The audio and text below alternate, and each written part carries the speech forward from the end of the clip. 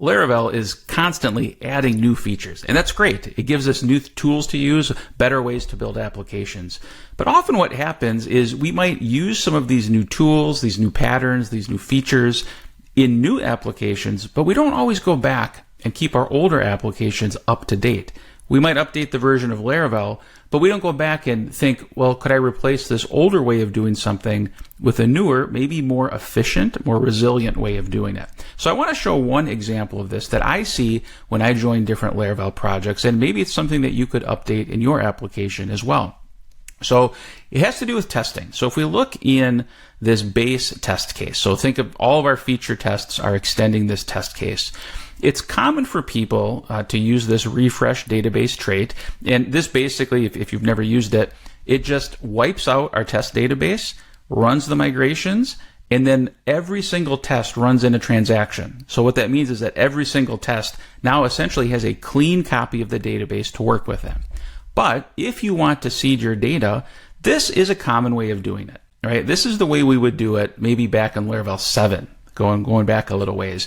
Just in this base test case, in the setup method, which gets called before every single test is run, we would just say this seed. And this works, right? If I go into here, it's going to call db seed. It knows where to find the seeder. It will run. Everything will work. But this is not the right way to do it anymore.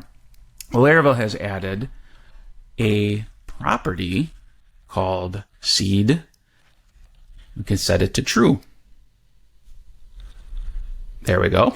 That's what I was trying to type. And this essentially does the same thing. Conceptually, every test gets a seeded, empty, but freshly seeded copy of the database. So why is this a better, more efficient way to do it? Well, let's look inside the refresh database trait and see how this works. So if I click into this and I scroll down there's a method, I should probably just click on it here, refresh test database. And right here is the main thing we're looking at. But notice, this is wrapped in a check, which says if the refresh database migration or migrated static property has been set, don't do any of this work. So essentially for a test run, let's say you have 1,000 tests in your test suite. This code is only going to run one time.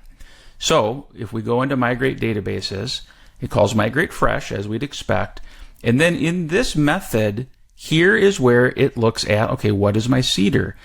Now look at this. It's only going to call that seeder if this should seed property or method returns true. And what is that doing?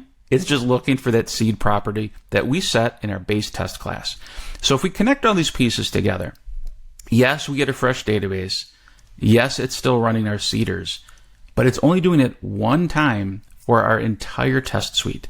Because each of those tests is wrapped in a transaction, when it rolls back after each little test is run and it rolls back that transaction, we still end up with a freshly seeded but otherwise empty database. So this small change, getting rid of calling seed manually in a setup method and using the new property, which by the way was given to us in Laravel 8, so this is not bleeding edge stuff, it's so much more efficient. And so I just wanted to call your attention to that. Maybe look at your test suite and see which property it's using. Is it using seed or is it using the setup method?